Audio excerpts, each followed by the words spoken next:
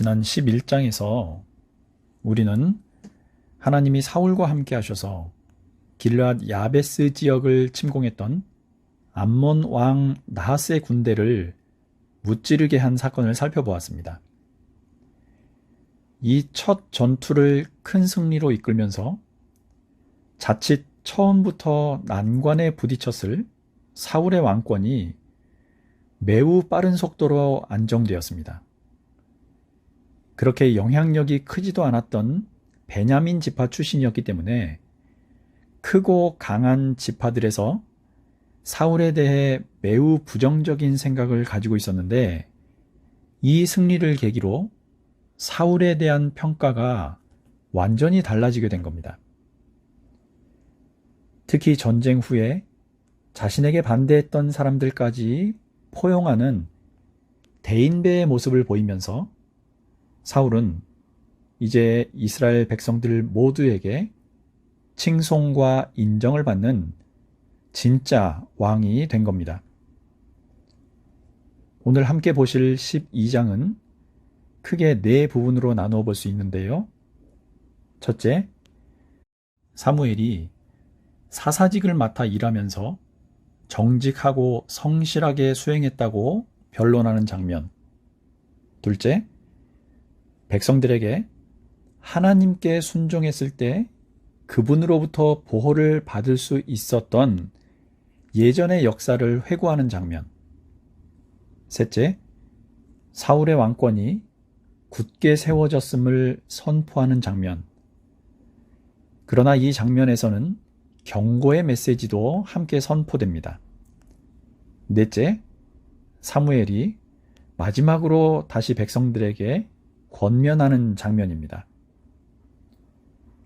사무엘이 자신의 손으로 직접 기름을 붓고 사울을 왕으로 세우긴 했지만 암몬과의 싸움 이전까지 사울이 백성들로부터 인정을 받지 못했던 시점이었습니다. 그렇기 때문에 여전히 사무엘은 정치적으로도 사사직을 수행하고 있었던 거지요.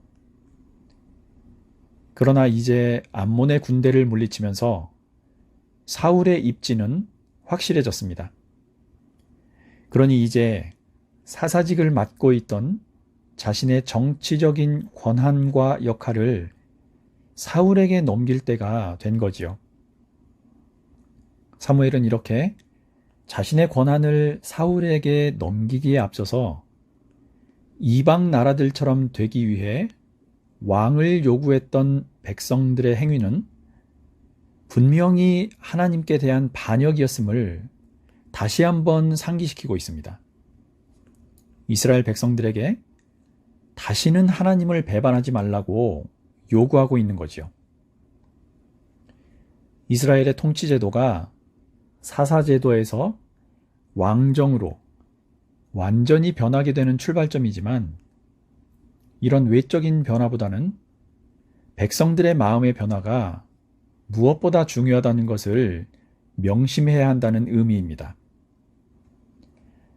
자, 이제 12장을 네 부분으로 나누어서요. 첫 번째 장면부터 보겠습니다. 1절부터 5절입니다. 9절이 길기 때문에 오늘 이 시간 다 읽지는 않겠습니다. 시간이 되실 때 차분하게 읽어보시기 바랍니다.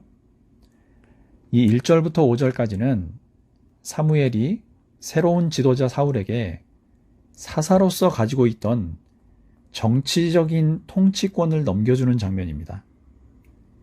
자신이 지금까지 맡아 수행해온 사사 직무를 돌아보며 이렇게 말합니다. 3절만 한번 보겠습니다. 내가 여기 있으니 주님 앞에서, 그리고 주님께서 기름 부어 세우신 왕 앞에서 나를 고발할 일이 있으면 하십시오. 내가 누구의 소를 빼앗은 일이 있습니까? 내가 누구의 나귀를 빼앗은 일이 있습니까? 내가 누구를 속인 일이 있습니까? 누구를 억압한 일이 있습니까? 내가 누구한테서 뇌물을 받고 눈 감아준 일이 있습니까? 그런 일이 있다면 나를 고발하십시오. 내가 당신들에게 갚겠습니다. 사무엘이 이렇게 말하자 백성들이 대답합니다. 4절입니다. 이스라엘 백성이 대답하였다. 우리를 속이시거나 억압하신 적이 없습니다. 누구에게서든지 무엇 하나 빼앗으신 적도 없습니다.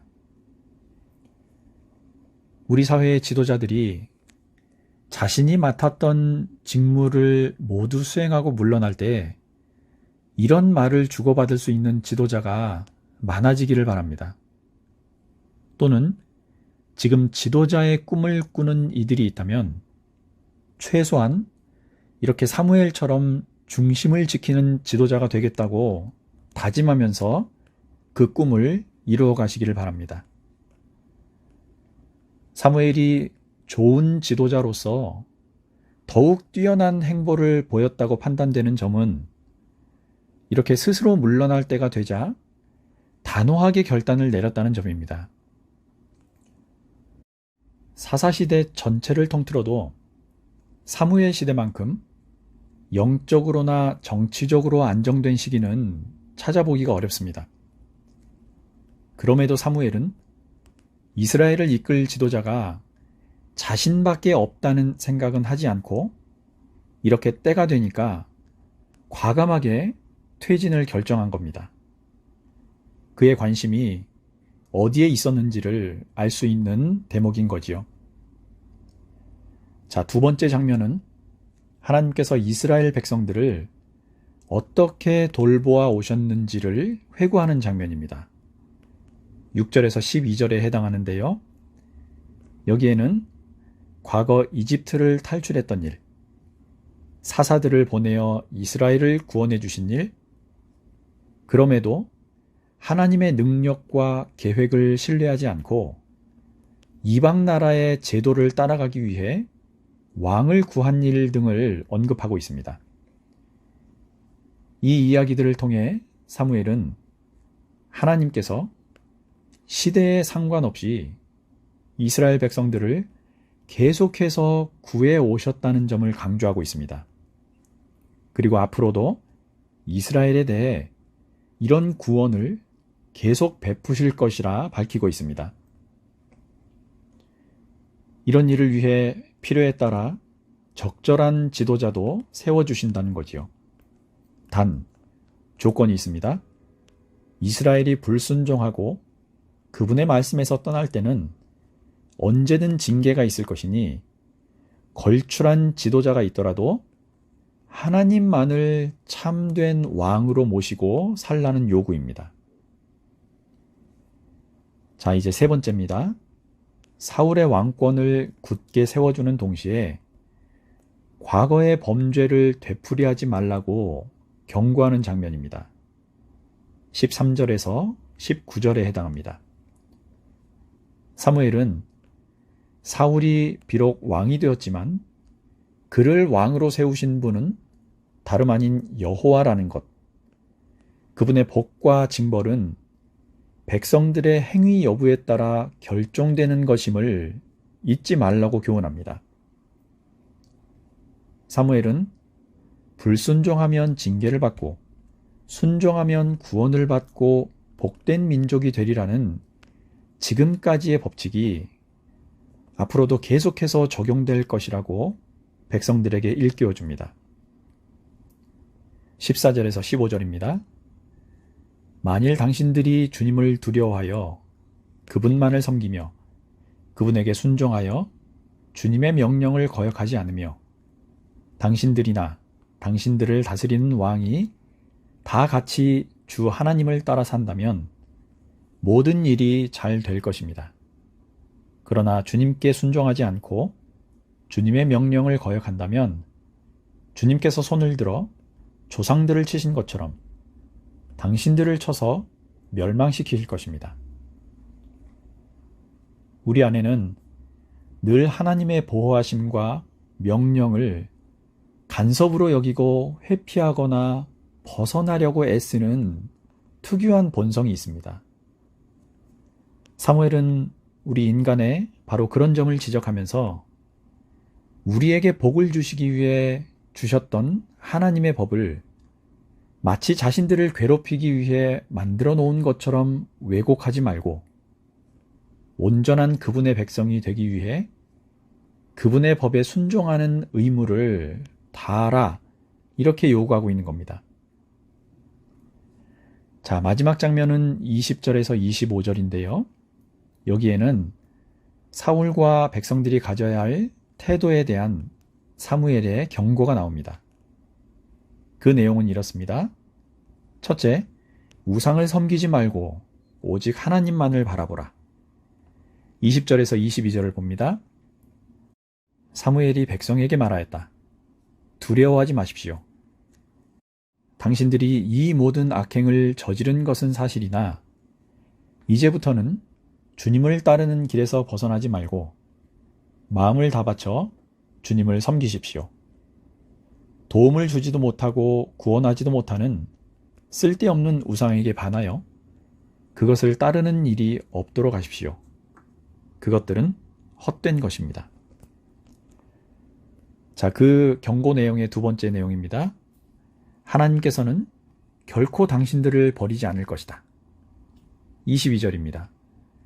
주님께서는 당신들을 기꺼이 자기의 백성으로 삼아 도와주시기로 하셨기 때문에 주님께서는 자기의 귀한 명예를 지키기 위해서라도 자기의 백성을 버리지 않으실 것입니다. 셋째 내용입니다. 그럼에도 하나님의 법을 떠나면 왕이나 백성들 모두 멸망하게 될 것이다. 25절입니다. 만일 당신들이 여전히 악한 행동을 한다면 당신들도 망하고 왕도 망할 것입니다. 자, 이렇게 12장에 나온 네 가지 장면들을 살펴보았습니다. 다시 간단하게 정리해 드리겠습니다. 첫째, 사무엘이 사사직을 정직하고 성실하게 수행했다고 변론하는 장면. 둘째, 하나님께서 자신의 선조들을 돌보셨던 역사를 회고하는 장면. 셋째, 이제 사울의 왕권이 굳게 세워질 테지만 과거 조상들의 범죄를 되풀이하지 말라고 당부하는 장면. 마지막으로 절대 우상을 섬기지 말고 하나님의 법을 떠나지 말라며 당부하는 장면입니다. 자, 이제 자신의 정치적인 권한을 사울에게 넘기는 자리에서 사무엘이 이런 중요한 이야기를 남깁니다. 23절입니다. 나는 당신들이 잘 되도록 기도할 것입니다. 내가 기도하는 일을 그친다면 그것은 내가 하나님께 죄를 짓는 것입니다. 그런 일은 없을 것입니다. 오히려 나는 당신들이 가장 선하고 가장 바른 길로 가도록 가르치겠습니다. 왕정이 시작되면서 사무엘은 사사로서 수행했던 정치적인 역할을 사울에게 이렇게 모두 넘겼지만 선지자로서 앞으로도 백성들을 위한 기도의 사역만큼은 계속해 나가겠다고 밝히고 있는 겁니다. 왕이 세워졌지만 사무엘은 이스라엘과 사울이 세속적인 욕망에 사로잡혀 하나님의 법을 떠나지 않도록 기도로 그들을 붙들고 있겠다는 의미입니다. 하나님은 결코 자신의 백성을 버리지 않으시는 분입니다. 그리고 그런 하나님께 기도하지 않는 것이 죄라는 사무엘의 선언은 기도야말로 하나님의 은혜와 자비의 통로이며 우리가 악한 생각에 빠져들지 않도록 보호해주는 도구라는 뜻입니다. 이 사무엘의 결단이 삼일교회에 속한 모든 분들의 결단이 되기를 빕니다. 기도가 멈출 때 우리는 하나님을 잊어버리고 맙니다. 기도를 하지 않을 때 우리는 우리 마음에 흡족한 보암직도 하고 먹음직도 한 세상의 가치관을 품고 삽니다. 기도는 모든 그리스도인들의 호흡입니다.